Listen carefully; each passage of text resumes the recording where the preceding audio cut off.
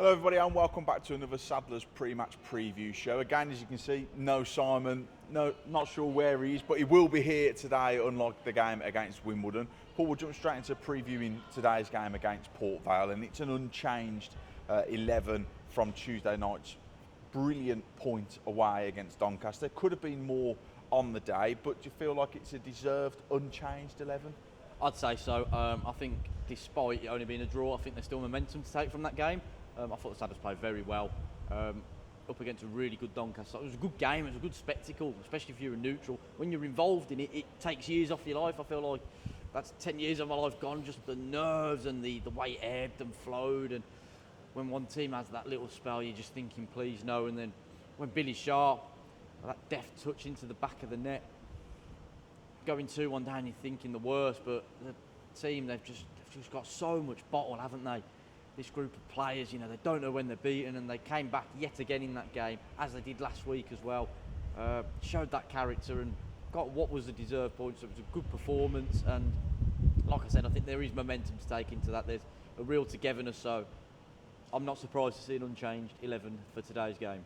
Seems to be the buzzword around the place at the moment, particularly from some of the lads, that togetherness, and I think that's what's particularly carried us through in the last couple of weeks, months, whatever it is, where people can look at it and say, oh, we've not picked up the results at that point, but swing it the other way and it's, somebody will look at it and say it's 2 wins in, I think it's 11, but go the other way and it's only 2 losses in 11, so there is that real, that never say die attitude within the squad, isn't there? That's it. I think it's hard to read draws compared to wins and losses, but I think when a team is drawing, it means they're tough to beat.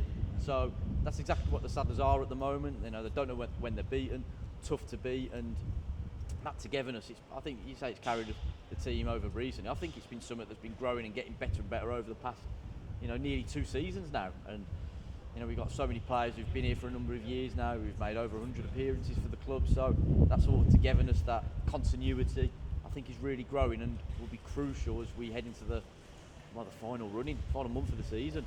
We mentioned the unchanged 11, and I think a key point in that, because I thought he was excellent on Tuesday night, is Levi Manard. He had to be patient for his first start for the football club, and I think you can slowly see the understanding of what is needed from him within the group now. And he was never going to come in and completely hit the ground running, but he's got a couple of goals to his name. Should have had another goal on Tuesday night, but Don't get me started. I won't start you again on that one. But I think it's testament to the hard work that he's putting in on a training pitch, isn't it? That he's now got that second start in a row.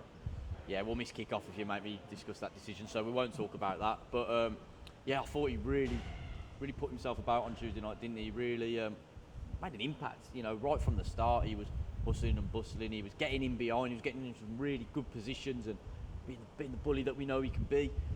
And I thought he actually worked really well with Jamil Matt. You got real good presence up there.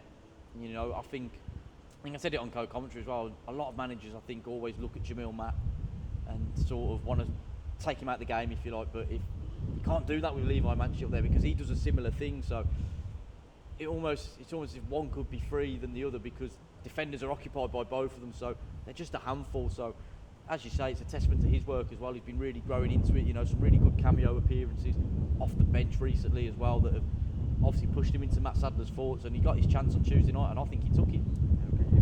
It's pretty good on by those working hard on the pitch behind us. But we're going to today's game against Port Vale, and everybody will look at it and say this week's been a huge week for both football clubs. Obviously, Vale getting a really good win against Bradford. It was the second versus third and first versus fourth. It was a big week in midweek, but this game I think was highlighted by a lot of supporters from probably both sets of teams that have looked at this and been like, that could be a real focal point in the season. And I think that's going to be replicated by the crowd today. As we stand here this morning, it was at 8,200. Yeah. I would anticipate that going up towards 8.5 to 8.6, which to have back-to-back home crowds of over, hopefully over 8,500 is incredible, particularly at this level, and it shows the backing that the lads are getting and the faith that the lads are getting from the supporters as well, doesn't it? Oh, that's it, and it's half 12 kick-off as well, so can you imagine a 3 o'clock kick-off could have been even more.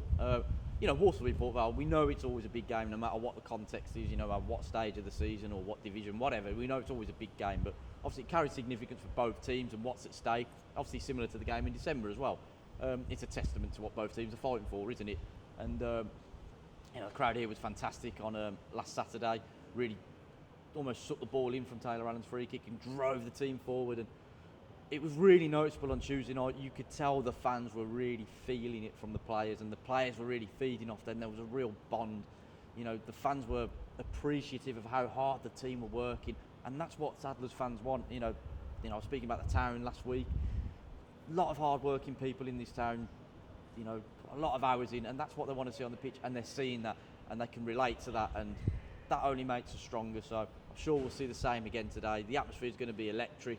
Let's keep that going for 90 minutes. It should be a great occasion. Yeah, Matt Sadler's often spoken about having moments, and this could be another real good moment for us as a football club. We've often spoken about your fantastic support. We're going to need every single one of you today. Again, it's here in the Poundland Bescott Stadium, whether you're watching at home on, on the channels, listening in through Sadler's Plus. Sing loud, sing proud, shout, scream, kick that ball in, head it in. We're going to need every single one of you, and this could be another real special occasion here for Walsall Football Club. We're going to need all of you, so we really hope that you enjoy today's game against Port Vale. And as always, come on you Sadlers. For the Reds!